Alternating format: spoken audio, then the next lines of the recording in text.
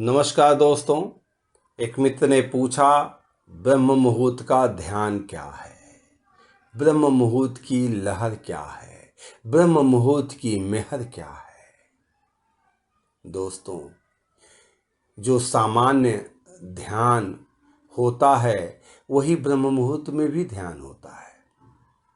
आपके ध्यान करने की जो भी पद्धति है उसी पद्धति से ब्रह्म मुहूर्त में भी ध्यान कीजिए।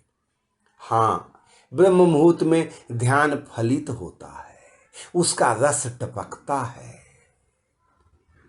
उसका रस आप पी सकते हैं, उसके स्वाद का अनुभव कर सकते हैं। भगवत्ता के एक एक कण का रस आप पी सकते हैं। ब्रह्म मुहूर्त में ये घटना आसानी से घटित होती है, आप उसका आनंद ले सकते हैं। ध्यान की पद्धति का जहां तक सवाल है, तो जो भी आपकी ध्यान की पद्धति हो, जिस पद्धति से आप ध्यान में उतरते हो, उस पद्धति से ब्रह्म मुहूर्त के ध्यान में भी उतरिए। उसमें ब्रह्म मुहूर्त का कोई विशेष ध्यान की पद्धति नहीं होती। दोस्तों, मेरी जहां तक मान्यता है, मेरे साथ जो घटित होता है वह बता रहा हूं। ध्यान किया नहीं जाता, ध्यान हो जाता है, ध्यान घट जाता है। क्योंकि करने से अगर होता, अगर मेरे करने से ध्यान होता, मेरे करने से ध्यान घटित हो जाता, तो बहुत लोगों का घट जाता, बहुत लोगों का ध्यान हो जाता, बहुत लोगों का ध्यान फलित हो जाता। लेकिन इसका मतलब यह नहीं है कि आप ध्यान के लिए बैठे ही नहीं, आप प्रयास ही न करें। लेकिन कब ध्यान घटित होगा, कब फलित होगा, यह तो कोई नहीं बता सकता। यह तो उसकी कृपा के ऊपर ही निर्भर है। जहां तक ब्रह्म मुहूर्त की लहर का सवाल है, तो दोस्तों, लहर तो भाव की गंगा से अवतरित होती है, और भाव की गंगा का प्रवाह बहुत प्रचंड होता है। रामकृष्ण परमहंस जी कहा करते थे कि जब भाव की गंगा का प्रचंड वेग हमें बहा के ले जाता है, तो हमें क्या पता कि हम कहां हैं, कैसे हैं, कौन हैं। तो सिर्फ गंगा ही गंगा रहती है, सिर्फ भाव ही भाव रहता है। हम तो होते ही नहीं, हम तो स्वयं का पता ही नहीं होता, उसी का पता होता है जो होता है। तो भाव की गंगा ब्रह्म मुहूर्त में जल्दी उसका वेग आता है, अवतरित होता है। भाव की गंगा ऐसे उतरती है जैसे हिमालय से गंगा उतरती है, और भाव की गंगा सब कुछ बहा ले जाती है। आपके रोम रोम में स्पंदन होना शुरू हो जाता है, रोएं आपके उड़ने लगते हैं, आपके की भाव भंगिमा बदल जाती है, आपके चेहरे, आपके शरीर का जो अंग है वो उसमें एक स्पंदन होना शुरू हो जाता है। आपका जो स्किन है, जो ऊपरी परत है आपके शरीर की, उसमें एक अजीब किस्म की झंझनाहट पैदा कर देती है।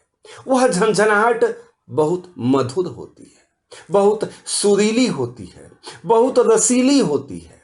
उसका आनंद अनुपम है, अकथनीय है, कहा ही नहीं जा सकता, उसे तो पिया जा सकता है। दोस्तों, बस इसी कंपन को, इसी भाव को बना के रखना ही एक साधक की सार्थकता है।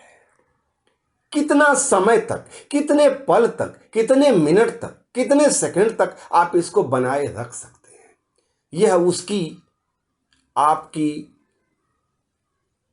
मेहनत और गुरु की कृपा के ऊपर निर्भर करता है कि यह कितनी क्षण तक रहेगा, कितनी मिनट तक रहेगा। लोगों का घंटों तक रहता है,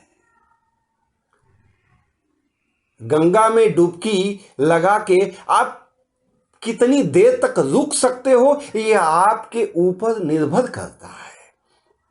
गंगा तो बह ही रही है, उसके भाव का प्रचंड वेग तो बह ही रहा है। दोस्तों, इस भाव की गंगा में अपनी गंदगी को छोड़ देना, अपने विकारों को छोड़ देना, अपनी बुराइयों को छोड़ देना, वो बहा ले जाएगी। विकार तो ऐसे ही गिरते हैं जैसे एक पात्र में अगर आप दूध दूह रहे हैं, ऊपर का फेन बहता है, नीचे दूध जमा रहता है। भाव की गंगा में आपके सारे विकार बह निकलते हैं। रोकना मत। अगर रोकते हैं आप तो भाव की गंगा का बहाव कम हो जाएगा, आप उसका आनंद नहीं ले पाएंगे। भाव की गंगा में उतरना, डुबकी लगाना, थोड़ा ठहरना, थोड़ा देखना, क्या आ रहा है, क्या जा रहा है, कौन आ रहा है, कौन जा रहा है, देखने वाला कौन है, पता चलेगा। तुम कहां हो तुम्हें खुद भी पता नहीं। जब तुम्हें स्वयं का पता चलेगा, जब तुम स्वयं वापस आओगे, तब तो गंगा ही नहीं रहेगी, उसका प्रवाह ही नहीं रहेगा। लेकिन बहुत सारे विकारों की, बहुत सारी जो बुराइयां हैं, बहुत सारे आपके विकार हैं, उसको भाव की गंगा बहा ले जाएगी। आप निर्मल हो जाएंगे। ऐसा महसूस होगा जैसे ऐसा स्नान आपने कभी नहीं किया। दोस्तों, ध्यान का भी स्नान होता है, भाव की गंगा का भी स्नान होता है, मंत्र का भी स्नान होता है। लेकिन ध्यान की गंगा में रस ऐसे टपकता है जैसे सुराही से पानी। रेगिस्तान में प्यासे व्यक्ति को सुराही का टपकता पानी मिल जाए तो क्या पूछना। भाव की गंगा में तो बस डूबी जाओ। जहां तक उसकी कृपा की बात है, उसकी मेहर की बात है, ब्रह्म मुहूर्त में उसकी कृपा का जल्दी एहसास होता है। अन्य समय में एहसास थोड़ा कम होता है, लेकिन वह तो बरस ही रहा है। तुम डूब सको तो डूबो, तुम ले सको तो लो, तुम पी सको तो पियो। दोस्तों, मैं शास्त्र की बात नहीं करता, क्योंकि शास्त्र जो कहता है वो शायद सही हो, लेकिन जो मेरे अनुभव के तराजू पे सही उतरता है वही मैं आपसे कहता हूं। जो मेरे अनुभव के तराजू पे नहीं उतरता, जो मेरे साथ घटित नहीं होता, जहां मेरे ऊपर गुरु की कृपा नहीं बरसती, वह बात मैं आपसे नहीं कह सकता। दोस्तों, आप सिर्फ अपना एक पग आगे बढ़ाइए, ब्रह्म मुहूर्त का ध्यान भी घटित होगा, आपके साथ भाव की गंगा भी बहेगी। आपके ऊपर उस भगवत्ता का, उस सतगुरु का, उस हुकुम का, उस साईं का, उस राम का कृपा भी बरसेगी। सबके ऊपर बरस रही है,